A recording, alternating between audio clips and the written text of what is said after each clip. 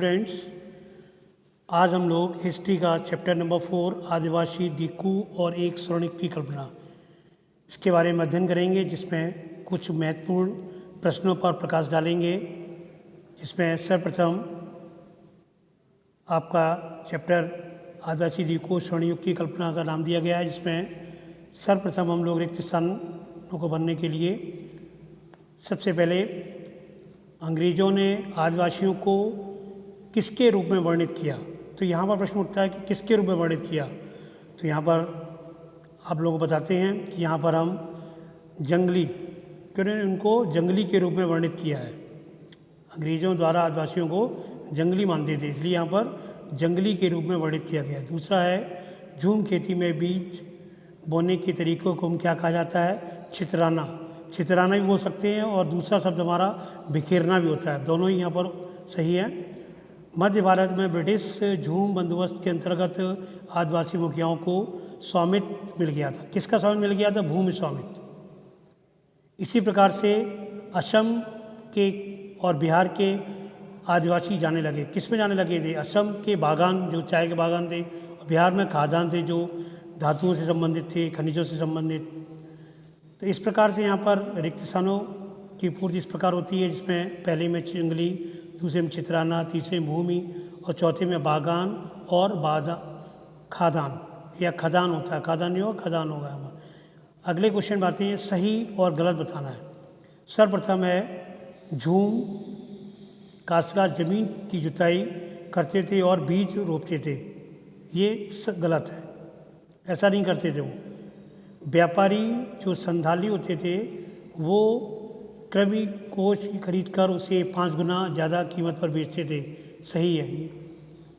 विरसा ने अपने आदिवासियों का आह्वान किया था कि वे अपने को शुद्धिकरण करें, शराब न पिएं, छोड़ दें, और जो डाइन या जादू टोने की जो प्रथाएं उनको ख़त्म करें। ये भी सही है। अंग्रेज आदिवासियों की जीवन पद्धति को बचाए रखना चाहते थे। ये गलत है, वो अपने हिसाब से उनको परिवर्तित करना चाहते थे। ब्रिटिश शासन में घुमंतू काश्तकारों के सामने कौन सी समस्या थी? सबसे पहली उनकी समस्या थी कि उन्होंने ज़मीन को माप कर प्रति एक व्यक्ति का हिस्सा तय कर दिया ब्रिटिश के द्वारा, और उन्होंने यह भी तय कर दिया कि कितना लगान देना होगा। और तीसरा कारण था कुछ ही किसानों को भूस्वामी और दूसरों को पट्टेदार घोषित किया था, और पट्टे पर अपने भूस्वामियों को चुकाने और भूस्वामी को सरकार को लगान देने में होता था। अगला क्वेश्चन आता है औपनिवेशिक शासन के तहत आदिवासी जो थे वो किस प्रकार से इनका मुखियाओं की ताकत में क्या बदलाव आया। सबसे पहले उन्हें कई गांवों की ज़मीन पर मालिकाना था वो ख़त्म हो गया था, और उन्हें वो अधिकार भी नहीं दिए गए थे। उन्हें अंग्रेज़ों के को नजराना देना पड़ता था। अंग्रेज़ों के प्रति निजी की हैसियत से अपने समूहों को अनुशासन में रखना होता था। पहले से जो उनके पास जो ताकत थी वो भी ख़त्म नहीं रही थी। परंपरागत कामों में करने के लिए लाचार हो गए थे। इसी प्रकार अगला क्वेश्चन दिक्कू कि आदिवासियों के गुस्से के क्या कारण थे। नंबर 1, आदिवासी अपने आसपास जो आ रहे बदलावों में और अंग्रेज़ शासन के कारण पैदा हो रही समस्याओं से बेचैन थे। उनकी परिचित जीवन पद्धति को जो थी वो नष्ट होती दिखाई दे रही थी, और उन्हें आजीविका खतरे में थी। उनके धर्म भी छिन्न-भिन्न हो रहे थे। अगला क्वेश्चन है विरसा की कल्पना युग में स्वर्ण युग किस तरह का था। आपकी राय में ये कल्पना लोगों में कैसे आकर लग रही थी? क्योंकि वे स्वर्ण युग को सतयुग की चर्चा करते हैं, जिसमें मुंडा लोग अपने जीवन जीते थे, तटबंध बनाते थे, पेड़ और बाग लगाते थे, पेट पालने के लिए खेती करने और कुदरती झरनों की निश्चिंत करते थे। विरसा चाहते थे कि लोग एक बार फिर से अपनी ज़मीन पर खेती करके अपनी जगह टिक कर रहे हैं और वे अपने खेत पर काम करें। उस काल्पनिक युग में मुंडा अपनी बिरादरियों और रिश्तेदारों को खून नहीं चलाना चाहते थे। इसी क्रम में कुछ पार्ट के अंदर से ही छोटे क्वेश्चन हैं, जिनके अंतर्गत हमें छोटी छोटी बातों पर ध्यान देना पड़ता है। झूम खेती में 3 नाम बताइए, जिसमें बैकड़, घुमंतू और कर्तन।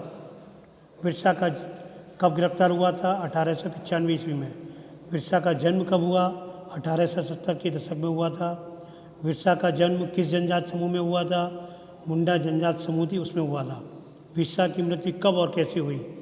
सभी को पता है, बताया गया था कि जो विरसा की मृत्यु थी वो 1900 में और हैजे के कारण हो गई थी, और इसी कारण से उनका आंदोलन वो अधूरा रह गया था, पूरे आंदोलन नहीं हो पाया था, क्योंकि आंदोलन स्टार्ट होने के उपरांत ही उनकी मृत्यु हो गई थी। तो इस प्रकार ये कुछ आपके महत्वपूर्ण प्रश्न के अतिरिक्त घुमंतू किसान मुख्य रूप से कहाँ रहते थे? तो पूर्ववर्ती जो इलाके थे, पूर्ववर्ती इलाकों में आपने देखा था कि किस प्रकार से जो घुमंतू किसान थे या मध्य भारत के पर्वतीय या जंगली पट्टियों में रहते थे।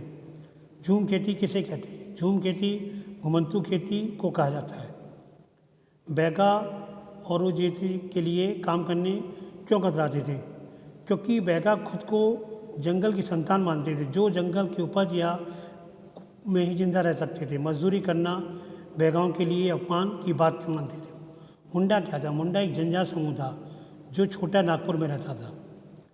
कुछ जनजाति समूहों के नाम बताओ, जैसे मुंडा, आण, उराव और संथाल जनजातियाँ थी। गोंड ये मुंडा और ये जो जनजाति थी वे ब्रिटिश अफसरों के हिसाब से आदिवासी ज़्यादा सभ्य दिखाई देते थे और एक जगह पर टिककर रहते थे। स्लीपर क्या है? लकड़ी के वे क्षैतिज तख्ते जिन पर रेल की पटरियाँ बिछाई जाती थी उन्हें स्लीपर कहा जाता था। आदिवासी खाना पकाने के लिए कौन सा तेल इस्तेमाल करते थे? आदिवासी खाना पकाने के लिए साल और महुआ का तेल इस्तेमाल करते थे। आदिवासी अपनी जीविका कैसे चलाते थे? बहुत सारे इलाकों में आदिवासी समूह पशुओं के शिकार करके और अन्य वन पान इकट्ठा करके अपना काम चलाते थे और वे जंगलों में अपनी ज़िंदगी के लिए बहुत ज़रूरी थे। वैष्णव किसे कहते हैं? विष्णु की जो लोग पूजा करने वाले जो लोग होते हैं उनको वैष्णव कहा जाता है। आदिवासी दीकू किसे मानते थे? आदिवासी जो थे वो बाहरी लोगों को दीकू मानते थे और इसी का दीकू का अर्थ ही बाहरी लोगों से संबंधित था। इसमें यहाँ पर हमने बहुत जो लघुत्तरीय प्रश्नों के बारे में पढ़ा। इसके अतिरिक्त कुछ क्वेश्चन और भी हैं जिसमें आदिवासी दीकू किसे मानते थे तो बताया गया था जो बाहरी लोग होते थे। आदिवासी के लिए सफ़ेद झंडा किस बात का प्रतीक था? सफ़ेद झंडा विरसा का जो राज प्रतीक था, विरसा राज का प्रतीक माना जाता था। बैगा औरों के लिए काम करने में क्या कतराते थे? क्योंकि बैगा खुद को जंगल के संतान मानते थे जो जंगल उपज के लिए जिंदा रह सकते थे और मजदूरी करना बैगाओं में शोभा नहीं देता। आज हमारा ये चैप्टर यहीं पर समाप्त होता है। Thanks, have a good day.